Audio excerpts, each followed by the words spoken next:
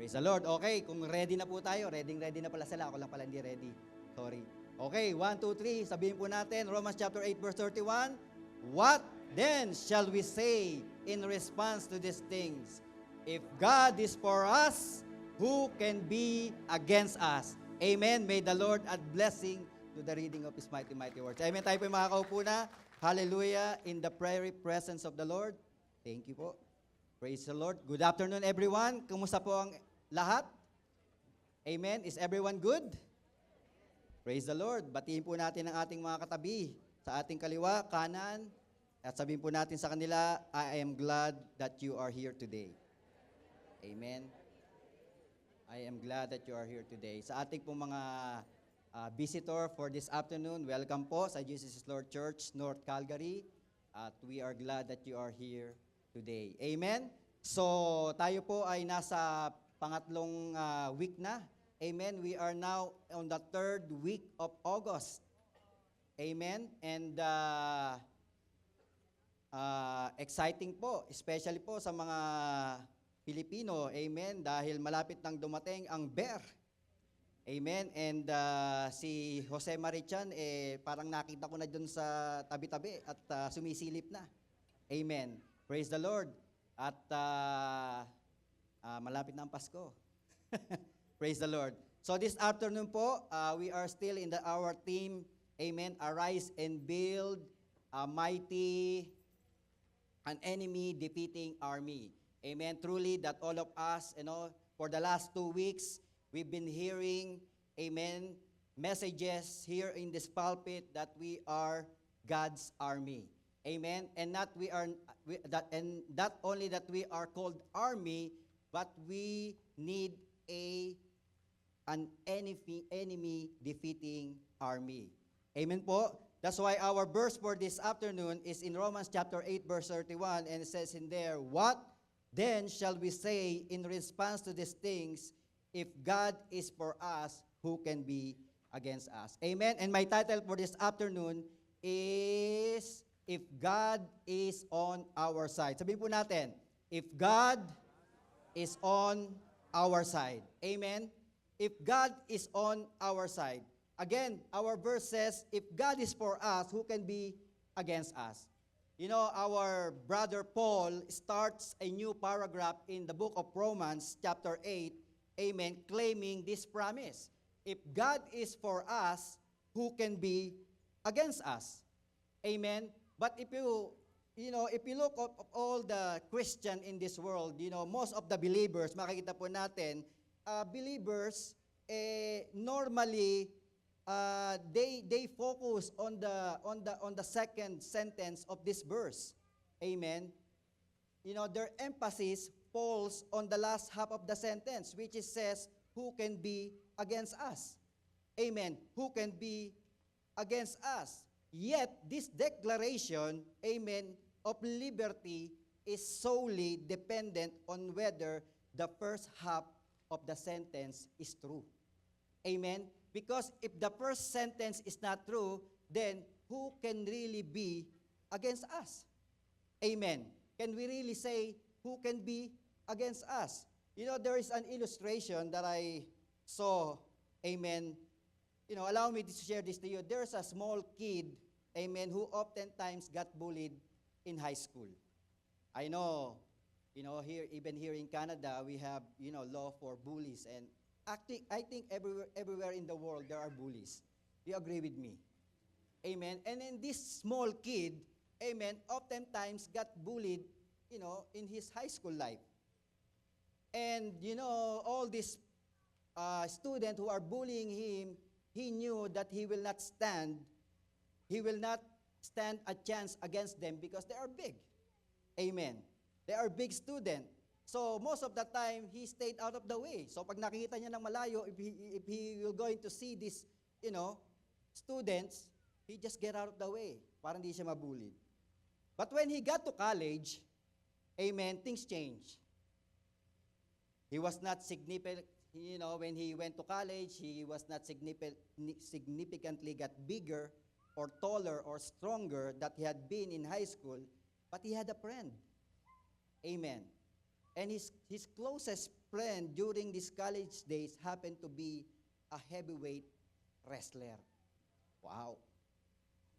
So ngayon, they spent a lot of time together, amen, in class, in his room, amen, and you can see the smile in his face. Nobody messed with him in college. You know, this illustration, when you have the right person with you, it doesn't matter who is against you. Do you believe in that? You know, a lot of people can relate to this story. Sometimes there are people who are scared by themselves. Sino dito takot pumunta sa basement mag-isa? Taas ang kamay. Di ba? Pero may kasama ka pupunta sa basement, matapang ka. Di ba? Kahit bata pa yung kasama mo, basta may kasama ka, di ba? Lumalakas ang loob mo. If you have someone with you, right? They are braver if someone has their back, or even knowing that they have someone with them. And here in this verse, it says in here, amen, if God is for us, who can be against us? So what more, if God is for us, then definitely, amen, definitely and true that no one can be against us. Amen? Kaya nga po, in this verse, amen, I have this initial observation that we can see, amen, that, ba't lumabas lahat? Anyway, it's okay. Amen. There is initial observation that we can see on this verse, amen, that the first initial observation that we can see is the Lord is on the side of His children. Sabihin mo natin, the Lord is on the side of His children. So, God is always on the side of His children. So, sino po yung mga children na yon? Amen? Those who believe in the Lord Jesus Christ are God's children. Amen? And in Psalms chapter 118 verse 6, it confirms, amen, it says in there, the Lord is with me. I will not be afraid. What can mere mortals do to me? And in verse 7, the Lord is with me. He is my helper. I look in triumph on my enemies. Amen? Verse 7 po. You know, it's so sad knowing that there's a lot of Christians live in fear. They are afraid. They don't know what to do. Amen? And yet, this psalmist is saying, the Lord is with me, I will not be afraid. So, if we are, confessing that we believe in God and we are His children, then there should not be, an iota of doubt that God is with us. That the Lord is on the side of His children. Amen. Even David, who writes this book, this Psalms, this verse, amen, he knows he's on the winning side because God is with him. Amen. As we read the life of David, he knows from the paw of the lion, of the bear, even from the taunting of Goliath, from the hands of Saul who keeps on, chasing him to kill him, from the army of Philistines who, yung war niya sa Philistines, unending war. And yet, he triumphed over his enemies because he know the Lord is on his side. Amen? That's my first observation. Second observation, makita po natin, there are plenty of opposition against the people of God. Sabi po natin, opposition. Opposition. Pag sinabi natin opposition, kalaban. Anything that against us. Anyone that doesn't like us. And there are plenty of opposition against the people of God. And oppositions are not new anymore. Moses, the humblest man on earth, as the Bible says, he has oppositions. There is Korah, there is, Dathan, Abiram, who oppose him. At sinasabi pa sa kanya, and these people saying, ikaw lang ba ang kinakausap ng Lord? Paraphrasing. But even though the Bible,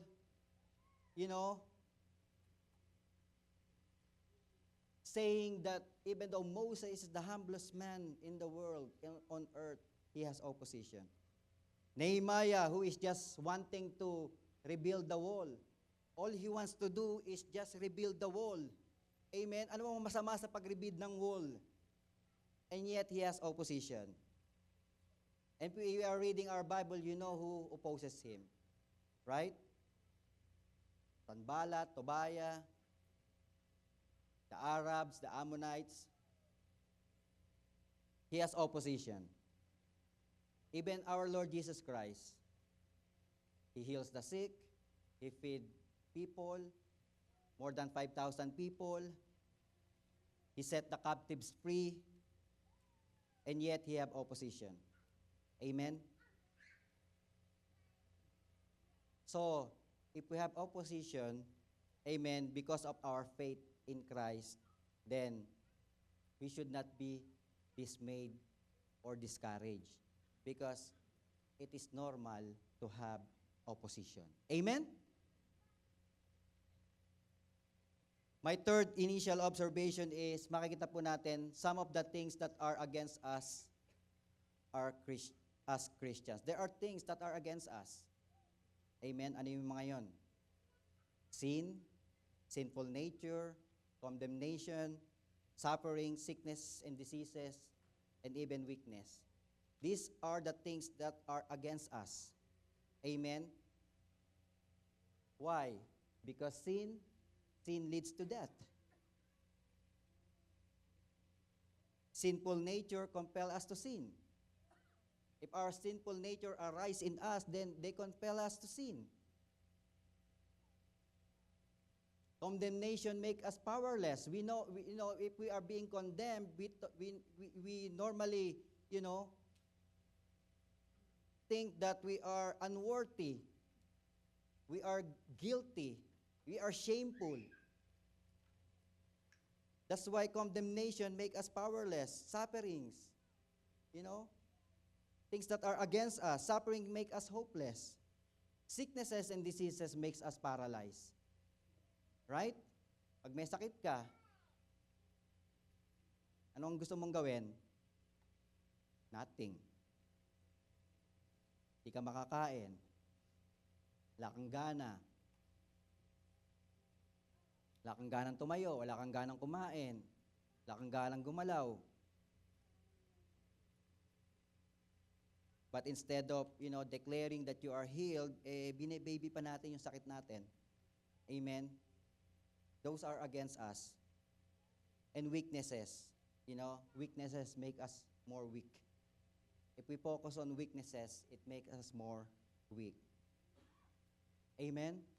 That's why, I don't know about you, but for me, I want God to be with me. Who wants God to be with him? To be with them? Amen? And for God to be with us, we need to be on His side. Amen? Para lang yan, for example, in the sports team. Amen? We want God to be in our team. Amen?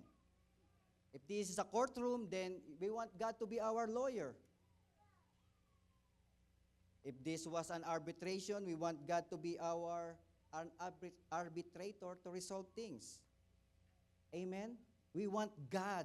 We want God on our side. We want God in every situation of our life, no matter what. 24/7, 365 days a year. Amen? That's why my question today is, are you on God's side? Are you on God's side? Are we on God's side? And do we know how this to be done? Amen? there is only one way to get to God's side. In John chapter 14, verse 6, ang bilis ng PowerPoint ko ah. In John chapter 14, verse 6, it says in there, Jesus answered, Amen, I am the way, the truth, and the life. No one comes to the Father except through me. In this verse, Jesus is saying, He is the way. He is the truth. He is the life. Amen. No one can come to God directly until they have known Jesus. So if we want us to be on God's side, then we need to know the Lord Jesus Christ, because He is the only way, the truth, and the life, and no one can come to the Father except through Him. Amen? Until we have known the Lord Jesus Christ, then we can't really say that God is on our side. We need to know the Lord Jesus Christ in our life. We must know. Amen? And not only knowing Him, but also to have a personal relationship with Him. We must accept Jesus in our heart and be the Master and Savior of our life. Amen? That's the key. So today, if I'm going to ask that question again, are you on God's side, then you are the only one who knows it. Because you know whether, you know yourself that, do you know Jesus? Do you have Jesus in your life? Or not really? But God is good because you are here today. We will have a chance to be on God's side. Amen? Palakpakan po natin ang Diyos na buhay. Amen? Kaya nga po, I saw this quotation from Abraham Lincoln. It says in there, Amen? Okay. Sabi po dito ni Abraham Lincoln, my concern is not whether God is on our side. Sa kanya, iba. My greatest concern is to be on God's side, for God is always right. Amen? President Lincoln, great faith in God sustained him. The Word of God guided him, inspired him. Amen? His knowledge of the Bible was impressive. It was said that as part of his daily devotional, he read a chapter from the book of Proverbs every day of the month. His attitude and heart were squarely focused upon God. Amen? That's why, as a believer of Christ, as a follower of the Lord Jesus Christ, whoever wants to be with, on the side of our Lord, amen, we need the Lord Jesus Christ in our heart. We need God beside us so that no one can be against us. Amen? Kaya nga po, this afternoon, allow me just to share to you 3 things. Amen? I hope mabilis tayo. Kasi 3 lang yung pinapare ko eh. Amen? But, the question is, what happens if God is for us? Ano ba mapapala natin if God is for us? Amen?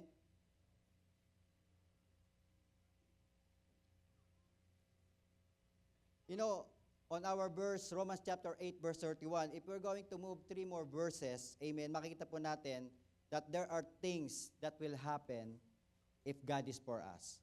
Amen. In Romans chapter 8, verse 32, 33, and 34, there are 3 things here, amen, that we can see, amen, that if God is for us, there are things that will definitely happen to us. Amen. The first one that will happen to us is in Romans chapter 8, verse 32. Ano po sabi dito? He who did not spare His own Son, but gave Him up for us all, how He will not also, along with Him, graciously give us all things. So when God is on our side, what will happen? Amen. The first truth that we can see in this verse is, amen, no one will give us all things except God. No one will give us all things except God. Tayo po, marami tayong want. Tayo po, marami tayong need sa buhay. Di ba? We have a tendency of, yung dissatisfaction natin sa buhay, yung discontentment natin. Amen? Marami tayo niyan. But it says in here, amen, no one will give us all things except God. In this verse, amen, in Romans chapter 8, verse 32, this verse will sustain us in any and every circumstances of our life. Whatever circumstances in our life, amen, this verse will sustain us. And think about this for a moment, amen. What do you think is the hardest thing to do? What is the hardest thing that God can do? I guess the hardest thing for God to do is when He would give up His Son, Jesus Christ, to die for us. Amen? And yet, He still did it. That's why if God can give His Son for us, how He will not give everything that we needed. Kaya nga po, if we have, problem financially, alam natin kung sino makakapagbigay sa atin. It's not really our work. It's not our employer. Because those employers are only used by God for us to be blessed. It's not even our businesses. It's not even, this market, this everything. It is God. Amen. And therefore, everything else God will do for us is easy by comparison. Healing sicknesses are easy for God. Kaya nga po, if you are sick, kaya tayong pagalingin ng Lord. Amen. Setting us free from any bondage of sin. Gusto mo na makawala sa kasalanan? You are so tired of the sin that you are doing? If we ask God, then it is not difficult for Him. Even raising the dead to life is nothing for God. Yung Red Sea nga hinati Amen. Yung water nga He turns it into wine How much more our circumstances, amen?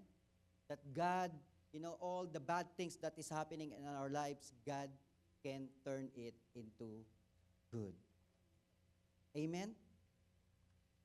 That's why giving you all things, therefore, is nothing for God. Remember, your God is big. Sabihin po natin sa sarili natin, my God is big. He owns everything. Sabi po sa Psalms chapter 24, verse 1 in the New Living Translation, the earth is the Lord's and everything in it. So everything in this world, it's God's property. The world and all its people belong to Him. Nalilito talaga ako sa projector nyo. Kala ko hindi umaandar Umaandar pala Pwede ba dito nyo palabasin yung sa aking verse para nakikita kong umaandar? Amen? If we fully understand Romans 8:32, this truth will give us assurance in sunny day and even in rainy season. Amen? Because there's nothing too hard for God to do. If there's anything too hard for God, then the answer is none. Amen? Because in Jeremiah chapter 32, verse 27, amen, it says in there, in the ESV version, behold, I am the Lord, the God of all flesh. Is anything too hard for me? That's why whatever your prayer today, the Lord can answer it. There's nothing too hard for God. Amen. Luke chapter 1 verse 37 in the ESV version as well, for nothing will be impossible with God. Kaya nga po yung minsan yung mga naisip natin, oh, this is impossible. Sometimes we think, oh, my husband will not change. It is impossible. No, it's not impossible. It is possible. Or, the status of your life. You think going to Canada is the best. Tapos dumating ka sa Canada, mas mahirap ka pa sa Canada kaysa nasa Philippines ka.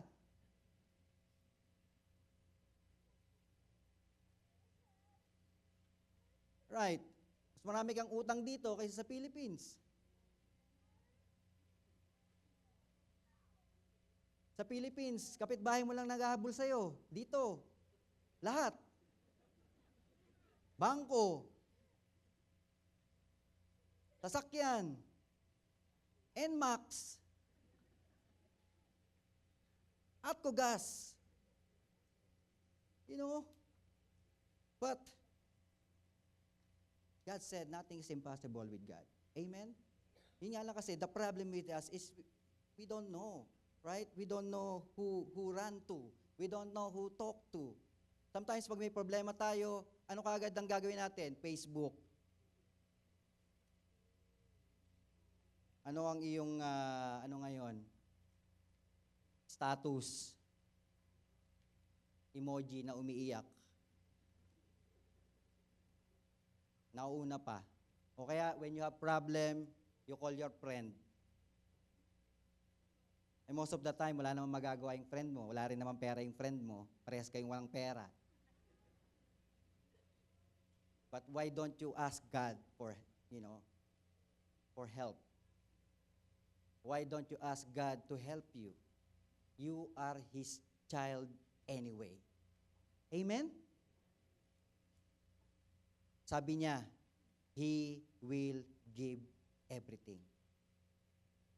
He will graciously give us all things. Amen? Sometimes the problem with us is, yung gusto natin kasi, ang masunod, is not God. That's where we struggle. But if we allow God, He knows the best for us, then, we will receive whatever we desire. Jeremiah chapter 32, verse 17, in the ESV version, it says in there, Ah, Lord God, it is you who have made the heavens and the earth by your great power and by your outstretched arm. Nothing is too hard for you. Amen? Kaya nga po, wala naman palang mahirap sa Lord eh. If that's the case, we should not live defeated. We should not live hopeless. If you are the children of God, if you know God in your life, if you know Christ in your life, then, yung sabi ng Bible, you should be the head, not the tail. You will lend and not borrow. Dapat yun ang ating na-experience. Amen? The problem is baliktad. Kaya nga po, the Lord Jesus Christ was nailed to a cross to save our soul. And we are righteous in God's sight because of His own sacrifice. And the result is salvation. We are being saved. Not only we are being saved from eternal death, but we're also being saved from any destruction in this world, from any works of Satan. We are saved. Amen. That's why in John chapter 3, verse 16, it says in there, For God so loved the world that He gave His one and only Son, that whoever believes in Him shall not perish, but have eternal life. Amen? God is for you. We need to put that into our heart. God is for you. He would not have given His only Son for you if He is not for you. Amen? That's why today, would you trust the Lord Jesus Christ and believe in Him? Because that's the only way, amen, that God can be for us, amen, and receive graciously all the things that God wants us to experience in this life. Amen? My second point is in Romans chapter 8, verse 33. It says in there, amen. Second point that will happen if God is for us, it says in there, Romans 8, chapter 33, who will bring any charge against those whom God has chosen? It is God who justifies. So in this truth, makikita po natin that no one will bring a charge against us. No one will bring a charge against us. You know, I believe that there's no single soul on this earth can say, I had no sin.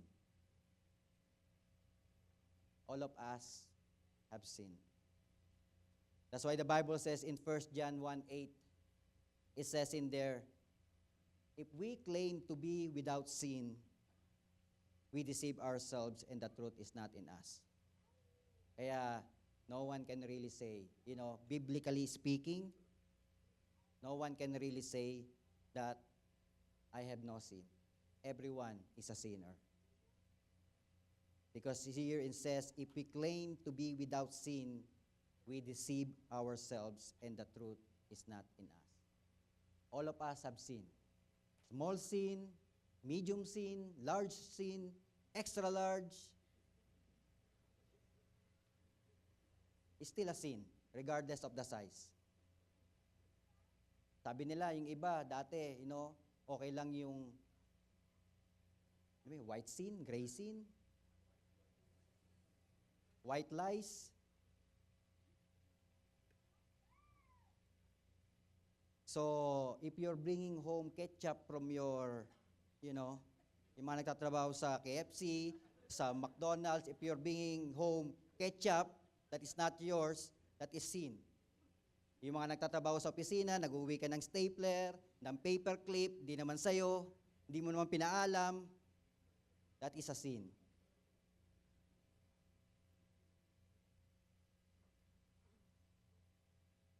Amen? So, anong pinagkaiba ng sin na yon sa ano?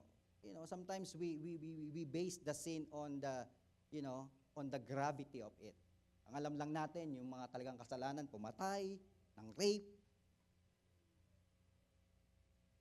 Kaya nga po, there's no small, medium, large, extra large sin. Sin is sin. Amen? And if we are sinners, and if we have sinned, sabi po sa Romans chapter 3, verse 23, amen, for all have sinned and fall short of glory of God. So, lahat tayo nagkasala talaga. All have sinned and fall short. No one is righteous. Amen? Kaya nga po, if we are sinning, meron tayong charge. There is charge on us. Amen? In the United States, they have this called presidential pardon. Sabi po dito, if a person is convicted of some crime, sabi po dito, the U.S. President has the authority to grant a pardon for that crime. So, meron pong, ang U.S. President have the ability, amen, have the authority to grant pardon to that crime. Once the pardon is accepted by the person, the crime is completely erased from the record. Wow! So, kailangan pala makipagbarkada ka sa U.S. President. Para kung nakagawa ka ng kasalanan, pwede kang bigyan ng pardon. Amen? And sabi po dito, no one can ever come to them again and bring that charge against them. The highest authority of the land has approved it, and it's gone completely and forever. Every person on earth has likewise been granted a pardon before God. Kasi because of sin, we are charged. Sabihin po natin, charge. We are all charged to eternal death. Romans chapter 6, verse 23, verse 8, it says in there, for the wages of sin is death. So, ito po yung charge natin. So, sinasabi ng Bible that all of us have sinned. No one is righteous, for all have sinned and fall short of the glory of God. Then, ano ang charge natin? Romans chapter 6, verse 23 says in there, for the wages of sin is death. And what is that death? It is the eternal death. It is the separation for God forever. Amen. At sabi pa po sa Ezekiel chapter 18 verse 4b in the New Living Translation, it says in there, God is saying to His people, and this is my rule. God is saying to the people of the Israelites, and even to you and to me, God, this is my rule. And what is the rule of God? The person who sins is the one who will die. So hindi natin pwedeng sabihin, sama ako sa nanay ko para masave ako. No. We cannot even say that, kasi siya. Sinama niya ako. No. You're the one who committed sin, and therefore, you're the one who will die. Amen. This is our charge. God has pronounced that the penalty of sin is spiritual death and separation from God in a place called judgment of hell. Amen? But because God is so good, amen? Sabi nga po sa John chapter 3 verse 16, for God so loved the world that He gave His one and only Son, that whoever believes in Him shall not perish, but have everlasting life. Amen? Because of the blood of Jesus on the cross of Calvary, amen, we are now justified by His blood. That's why in Colossians chapter 2, verse 14, in the New Living Translation, it says in there, He canceled the record of the charges against us. So yung mga charge na binigay sa atin, it's canceled already. When you believe in the Lord Jesus Christ, all the charges that belongs to us are now canceled. That's why on my second point, no one can charge you anymore. When you are with God, if you are with God, if God is for us, then no one can charge you. No one will charge you. Amen? It says in there, He canceled the record of the charges against us and took it away by nailing to the cross. Kaya, kung titingnan natin yung deep meaning ng cross, kasi problema sa atin minsan, no, we profess that we are Christian, but we don't really understand what the cross means. Ang alam natin, amen, pinako si Jesus doon, that's it. Nilibing, that's it. No. There is so much deep meaning of that cross. And because of that cross, because of the nail, where Jesus Christ was hung, amen, and nailed, He canceled the record of the charges against us and took it away. That's why no one can charge you anymore. If God is for us, death has no hold against us. You are set free. Sabihin po natin sa sarili natin, I am set free. And if you are set free, you are free indeed. John chapter 8, verse 36. John chapter 8, verse 36. So if the Son sets you free, you will be free indeed. Amen? Kaya, pag free tayo, we should act like we are free. Amen. Because that's what God wants us to experience. And no one will bring a charge against us because God has set us free. Amen? Amen. So, going to my last point, my third point. Amen. Romans chapter 8, verse 34. It says in there, who then is the one who condemns? No one. Christ Jesus, who died, more than that, who was raised to life, is at the right hand of God and is also interceding for us. In this truth, makikita po natin, no one will condemn us. Sabi po natin, condemn. In this verse, in Romans chapter 8, verse 34, this truth can say us, if God is for us, what will happen to us is no one will condemn us. Ano po ba yung condemn? What is the word condemnation? Amen? Sabi po dito, the word condemnation, amen, includes feelings of guilt, shame, regret, fear, and unworthiness. So when you talk about condemnation, ito po yung mga na-experience ng may condemnation. Amen? There is guilt, there is shame, there is regret, there is fear, and there is unworthiness.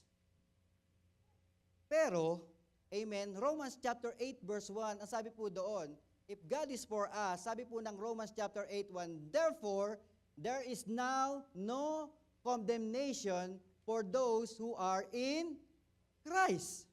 So if God is for us, then no one can condemn us anymore. Amen? Kaya nga po kanina, pinalitan, nung makikita mo natin, amen, the meaning of condemnation. So kung papalitan natin yung Romans chapter 8 verse 1, amen, the word condemnation with our definition, we could simply say that there is now no feelings of guilt, or shame, or regret, or fear, or unworthiness to those who are in Christ Jesus. Amen? Kaya nga po, pag na kay Lord tayo, hindi na tayo dapat feeling guilty. We are not feeling unworthy. Amen. We are not shamed. We don't have guilt.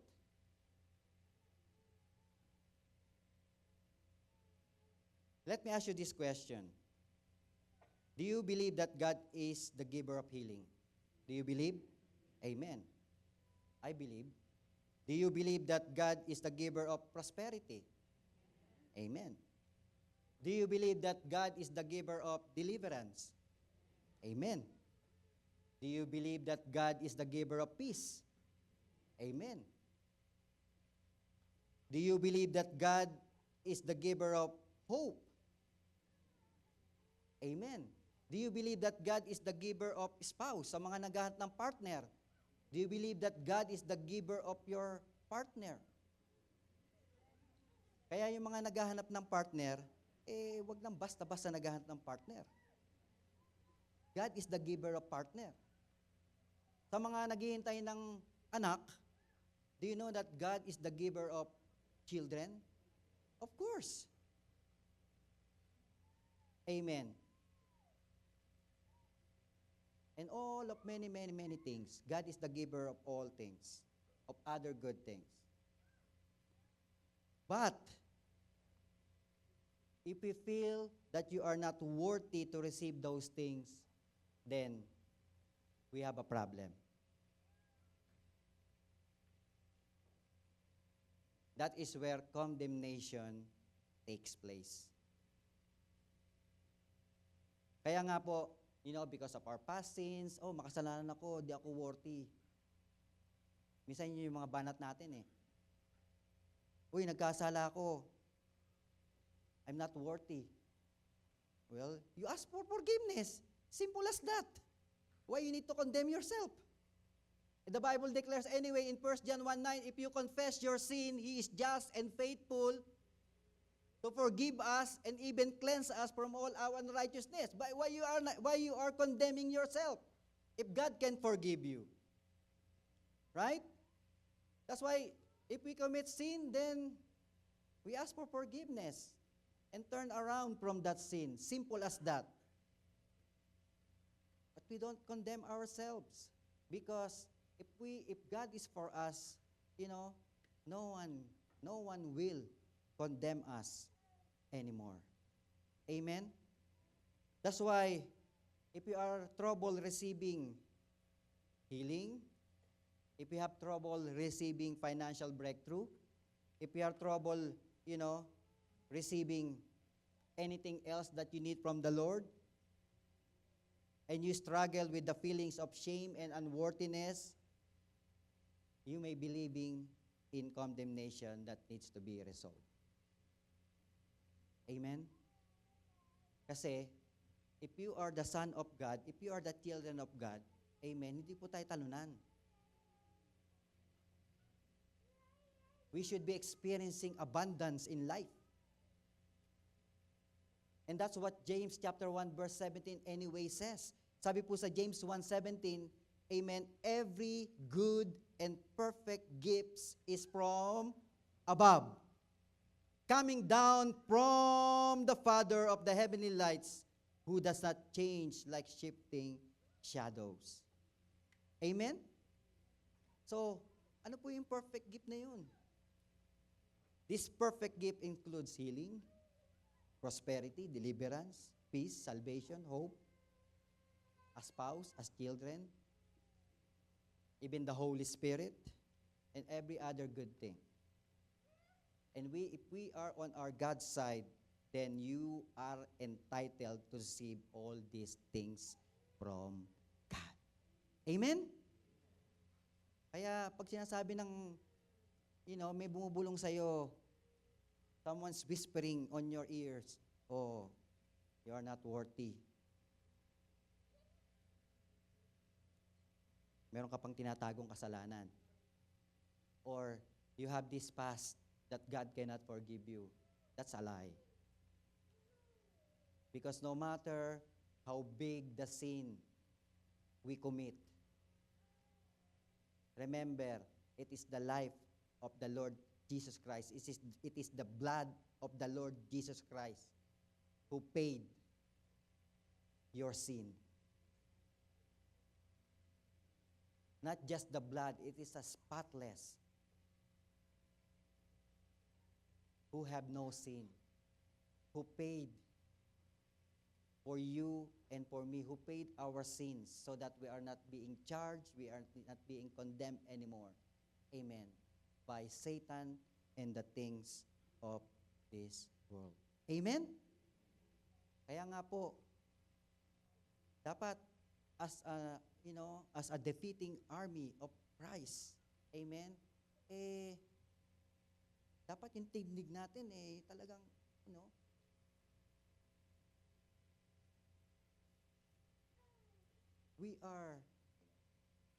God is with me and no one can be against me.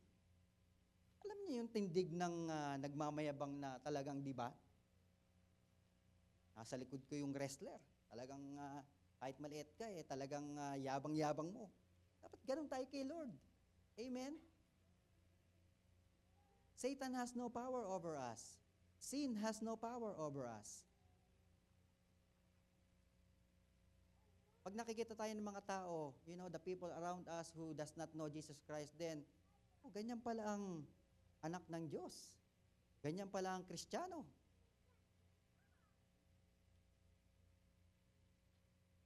Even though there's problem, they smile. Even though there's no work, amen, they're happy. Yung nga mga walang trabaho dyan, di nangangayayat. Bakit? Every day, umaattend ng Bible study, libre kain. That's why in this church, kahit wala kang trabaho, hindi ka magmamalnourished. Magiging ka pa?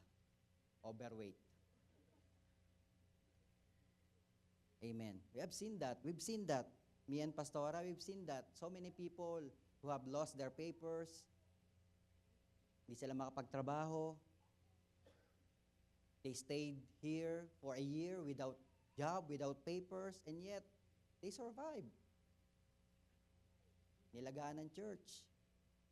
Araw-araw may dumarating na sila na yung, tama na po, wala nang paglalagyan sa fridge. Okay. Because if God is for you, nothing can be against you. Amen? Hallelujah, hallelujah. Kaya nga po, my dear brothers and sisters, amen, we need to know our stand for God. And If you know that if you are not with Christ, or if you are not on God's side, then it's just simple as in accepting Him as our Lord and personal Savior to be on our side. Amen? That's why as I end, in my conclusion, if God is with us, truly no one or nothing can be against us. That's the truth. That's the fact. Amen? Truly in this life here on earth, there will be many oppositions. There will be many problems. There will be many trials in life. Sino ba mga kalaban natin dito sa mundo? Amen? I think I preached it last Sunday in the morning, no? We have 3 enemies in this world as a Christians. Ano yung 3 enemy natin? The world, the flesh, and Satan itself. Yun yung kalaban natin eh. What is the world? The belief of this world. Yun ang kalaban natin. Amen? Yung mga laws, we know it's wrong, and yet, it's still being passed. The right become wrong, the wrong become right. That's the world. Yung mga against the will of the Lord, no?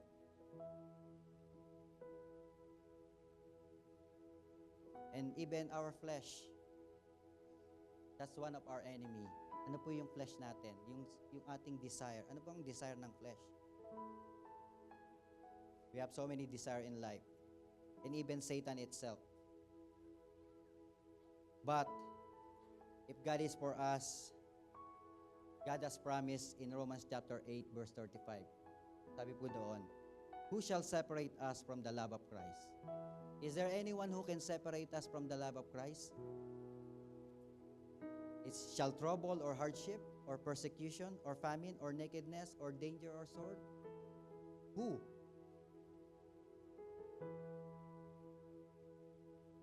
The answer is no one can separate us from the love of Christ.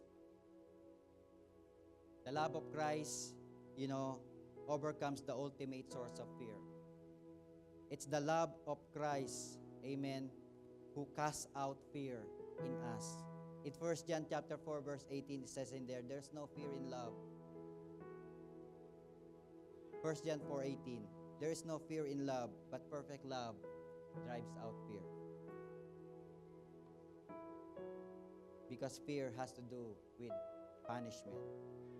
The one who fears is not made perfect in love.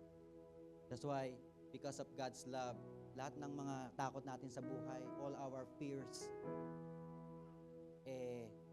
God will cast it out. And because of God's love, God covers multitude of sin. Yung mga kasalanan natin, pinapatungan ng Lord. 1 Peter 4:8. It says in there, above all, love each other deeply because love covers over a multitude of sin. God's love covers our guilt, covers our condemnation, covers our regret. That's why God's love is important to each and every one of us. And even God's love energizes our faith. Ephesians chapter 3, verse 19, the Lord saying to us, may you experience the love of Christ. Though it is too great to understand fully, then you will be made complete with all the fullness of life and power that comes from God. We will have the ability to believe, amen, every God's word and His promises to see the benefits in our life. This is God's love. And the Bible saying in Romans chapter 8, verse 35 is, who shall separate us from the love of God? No one. Not even trouble, not hardship. I know all of us have a lot of hardship. Sometimes we thought that going to Canada is the land flowing with milk and honey. But most of the time, people experience the other way around. In the Philippines, you have kasambahay, you have someone to help you. Here in Canada, it's all by yourself. Dito ka matututo how to survive by yourself. And yet, it's okay. Because if the love of Christ is with us, there's no trouble, there's no hardship, there's no persecution, there's no famine, or even nakedness, or danger, or sword shall separate us from the love of Christ. My dear brothers and sisters, God, the Lord Jesus Christ has done it already. He already died on the cross for you and for me. So there's nothing else that God need to prove to you and to me. Because whether you accept Him as your Lord and personal Savior, it doesn't matter. Because He already died on the cross for you. That's how God loves us so much. Kasi tayo, di ba? We as human, before we do something else, di ba? Kailangan sigurado ka. Right? Okay, gagawin ko to. Just to make sure. You will do this. But God, no. God's love is unconditional. Whether we choose to believe in Him or not, He already died for you on the cross of Calvary. That's why He only waiting for you to accept Him as your Lord and personal Savior. As long as we are obedient and willing, no one can charge or condemn us. And at the same time, God is willing and graciously give all things that we needed to His righteous children. Amen? Praise the Lord. Tayo po we can bow down our heads and, if you want to close your eyes, and then I encourage you to close your eyes because so that you don't get distracted by your seatmate. Don't mind your seatmate because your seatmate cannot save you. Your seatmate cannot solve your problem. Your seatmate cannot do anything. It's only God. That's why today, I know from all the Word of God that we have read, that we have heard, I know God is somewhere in your heart speaking unto you today. Maybe this is the first time that you have attended this kind of gathering and God has opened up your understanding that, yeah, I am a sinner. I have sinned. That's why today,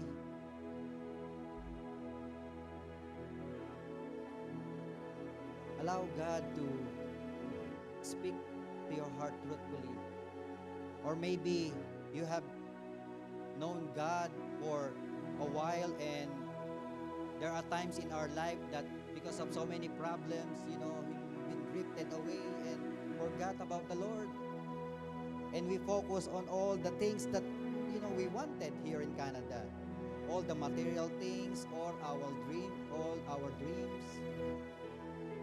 That's why today, allow God to minister unto you today. And if you acknowledge that you have shortcomings, you have sinned, you have forgotten God, you have not known God, then it's just a simple matter of asking for forgiveness. Like I said, 1 John 1:9, that if we confess our sin, He is just and faithful to forgive us from all our unrighteousness and cleanse us from all our unrighteousness. My dear brothers and sisters, God is here.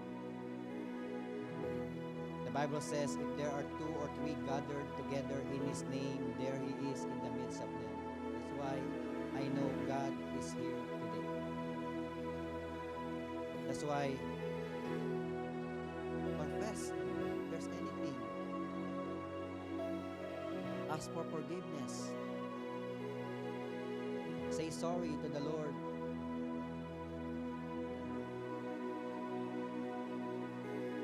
You know,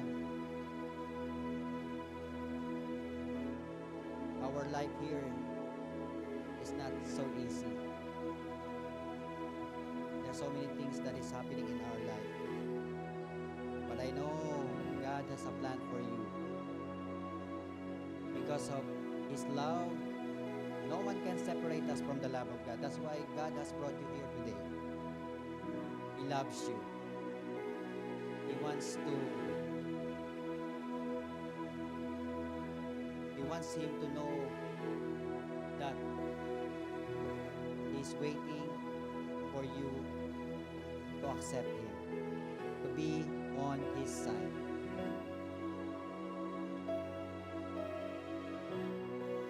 Hallelujah, hallelujah. And if you want to rededicate yourself to the Lord without no one is looking, everyone's eyes closed, you can raise up your hand and, just a sign of you want to accept God in your life. You want to be on God's side. That's why raise your hand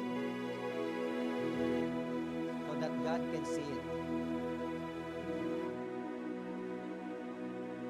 And for those who raise up their hand, you can put it down now. And if you can follow me with this simple prayer of acceptance, you can repeat after me. Lord Jesus, I acknowledge that I have sinned. I have many shortcomings. There are times that I forgot about you. That's why today I ask for your forgiveness. Lord Jesus, cleanse me from all of my unrighteousness. Purify my heart, Lord. Create in me a clean hand and renew a right spirit within me. Lord Jesus, I invite you to come into my heart. Be my Lord, be my Master, be the Savior of my life. I want to be on your side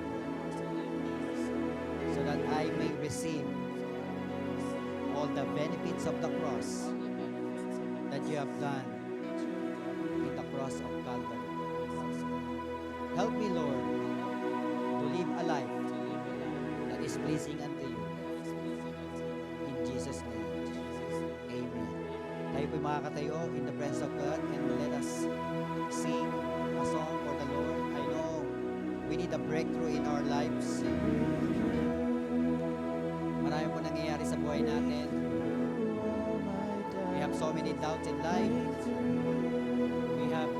We think that we are defeated. We think that, wala nang pag-asa ang buhay natin. But with God, anything is possible. That's why let us all sing this song in all of our heart. And today, God will give us breakthrough in our life. Breakthrough from all of our guilt. Breakthrough from all of our shame. Breakthrough from all of our fears. Let us sing once again from the top. Breakthrough. Breakthrough.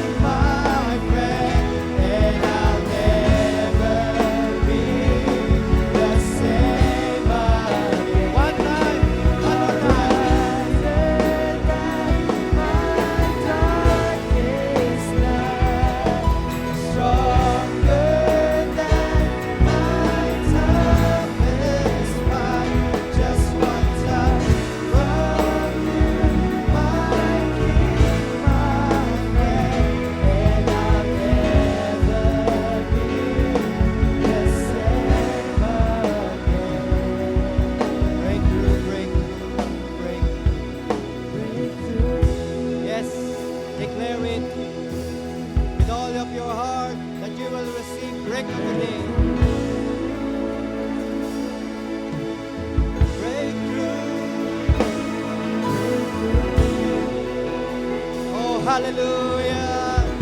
Let your spirit flow in this place, oh God. Allow your people to break through from any sin, from any bondage, from any fear, from any guilt, from any shame, from any condemnation. Let them break through. Hallelujah. Break through. Oh, hallelujah. Declare it with your mouth that you will break through. Hallelujah.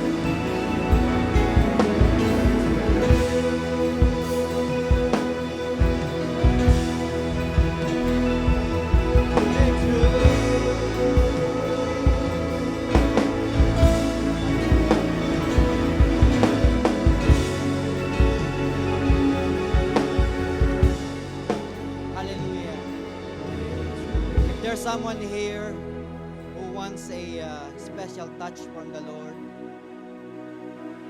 If you want to be prayed over, the altar is open for you this afternoon. Remember, there's nothing impossible with God who believe. Nothing is too hard for Him. Want that touch from the Lord, I invite you to come to the front and receive that breakthrough in your life. Yes.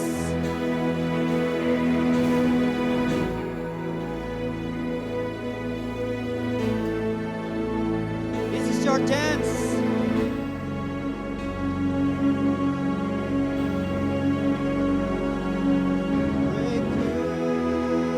Hallelujah.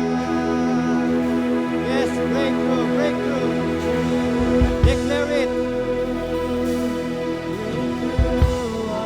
May I invite all the CMT, Pastor Anna is there, so that we can pray for our brothers and sisters today. And allow the touch of God to be upon them in the name of Jesus. Yes. Yes, hallelujah. You are brighter.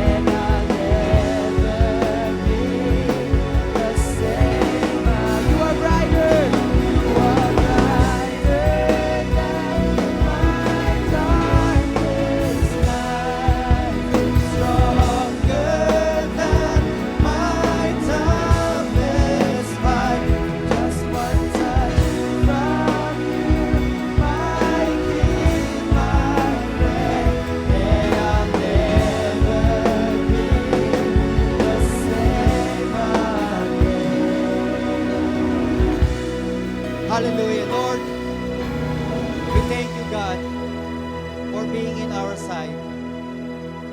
As you have declared in your word, if God is for us, who can be against us? I believe today,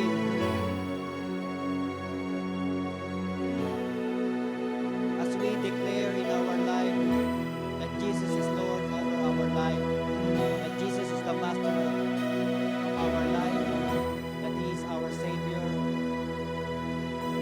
then definitely no one can be against us. My dear brothers and sisters, I pray that beginning today, our lives will never be the same again.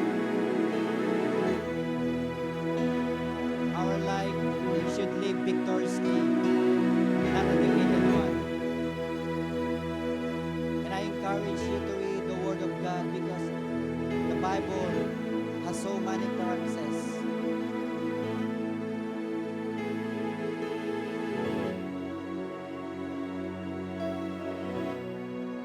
And God loves us so much.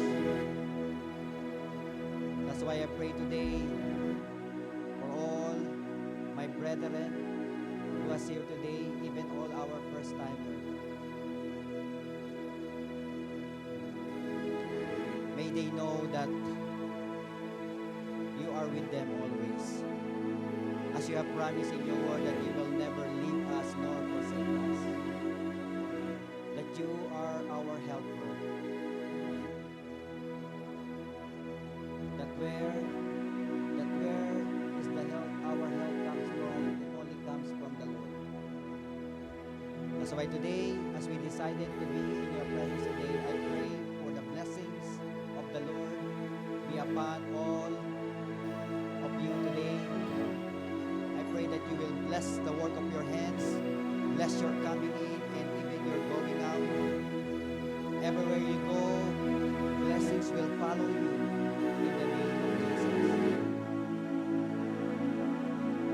And for all who are experiencing sicknesses upon their physical body, I declare, we declare healing.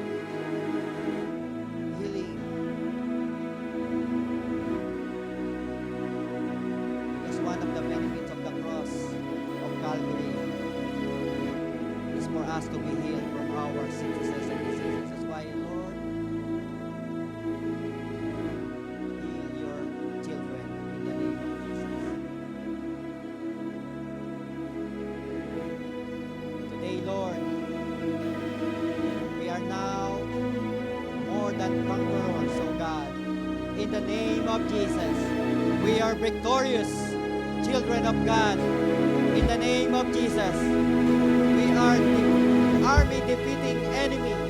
In the name of Jesus, Lord, seal all the words that we have received